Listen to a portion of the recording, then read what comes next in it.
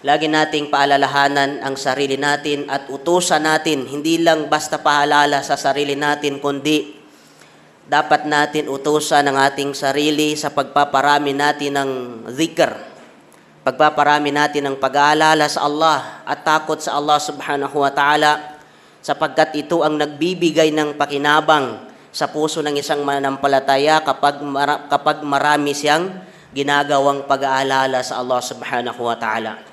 Kapag sinabi natin na pag-aalala sa Allah subhanahu wa ta'ala, hindi lang ito tumutukoy sa mga salita na sinasambit natin, katulad ng pagtatasbih natin o pagbabasa ng anumang mga mabuting babasahin sa pananampalatayang Islam, kundi isa sa uri ng pag-aalala sa Allah subhanahu wa ta'ala ay katulad ng ginagawa natin na pagsasala ng 5 beses at pagsasala natin ng Yawmul Jum'ah. Isa ito sa uri ng pag-aalala sa Allah subhanahu wa ta'ala na nararapat sa isang Muslim na utusan niya ang kanyang sarili na may sa katuparan niya ang kanyang pagsasala ng 5 beses at ang Yawmul Jum'ah, bukod doon ang mga voluntaryong pagdarasal. Sapagkat sabi ng Allah subhanahu wa ta'ala sa banal na Quran, wa aqimis salata li dhikri, at kayo ay magtayo ng pagsala, pagsamba o pagdarasal, sabi ng Allah, bilang pag-aalala nyo sa akin. Sa isang talata sa Quran, binanggit ng Allah subhanahu wa ta'ala, sabi ng Allah subhanahu wa ta'ala, wa kazalika awhayna ilayka ruhan min amrina. At ganyan din ang kahalintulad, sabi ng Allah subhanahu wa ta'ala, ng aming ipadala sa iyo o Muhammad ang isang ruh. Sa mababaw na kahulugan, ibig sabihin ng ruh, ito yung kaluluwa ng tao. Pero ang maksud ng ruh dito ay ang Quran ni Allah subhanahu wa ta'ala, ang marangal na Quran na mula sa aming mga kautusan.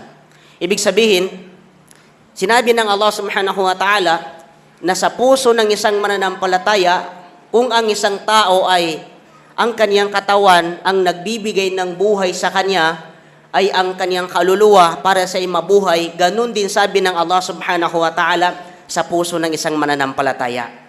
Ang nagbibigay ng buhay sa puso ng isang mananampalataya ay ang ruh, ang Quran. Ang pagdadalit niya, pagbabasa niya sa Quran ni Allah subhanahu wa ta'ala. At sinasabi ng mga pantas natin, isa sa pinakamataas na antas ng zikr natin, pag-aalala natin kay Allah subhanahu wa ta'ala ay ang pagbabasa natin sa Quran o pag-aaral natin sa Quran. Sapagkat ito ang ruh, ito ang kaluluwa ng puso ng isang mananampalataya. Hindi mabubuhay ang puso ng isang mananampalataya kapag nawala sa kanya ang kaluluwa. Ibig sabihin ay ang Quran ni Allah subhanahu wa ta'ala. Napakahalaga nito mga kapatid. Bukod sa ito ay nagbibigay ng buhay sa puso ng isang mananampalataya, ito rin ang nagdi-define sa isang tao kung anong bahagi ng kanyang buhay ang meron siya dito sa mundo. Anong ibig kong sabihin? Sabi ng Rasulullah sallallahu alaihi wasallam sa kanyang hadis, mathalul ladzi yazkuru rabbahu wal ladzi la yazkuru rabbahu mathalul hayy wal mayyit.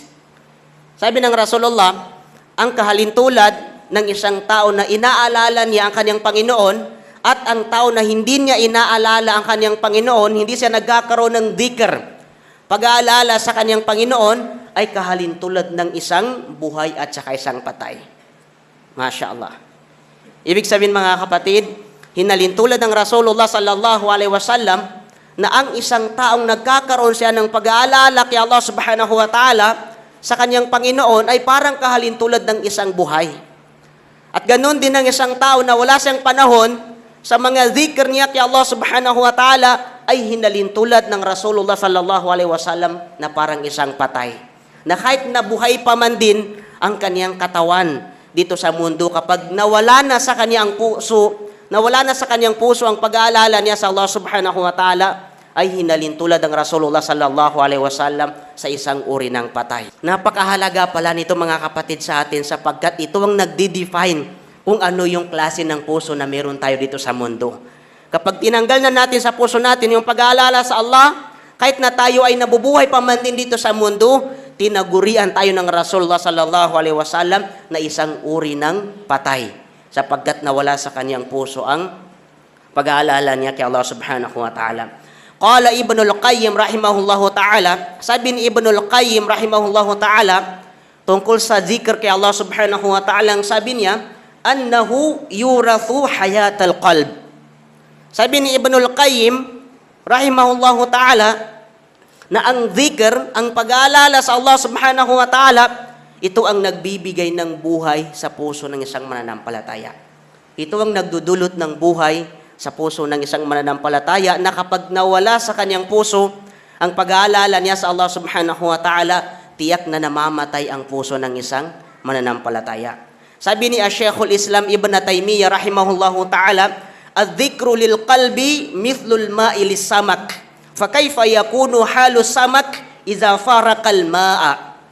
Sabi ni Sheikhul Islam Ibn Taymiyyah, ang kahalintulad ng dhikr, pag-aalala sa Allah subhanahu wa ta'ala sa puso ng isang mananampalataya ay parang kahalintulad ng tubig sa isda.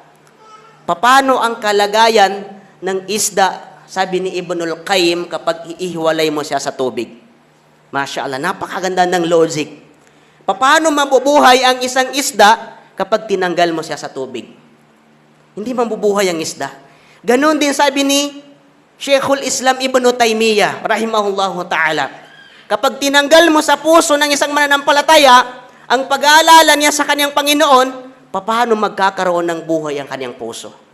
Paano magkakaroon ng sigla ang kanyang pananampalataya kung nagkahiwalay ang isda at saka tubig? Kung nagkahiwalay ang kanyang pag-aalala sa Allah subhanahu wa ta'ala sa kanyang kaluluwa o sa kanyang puso.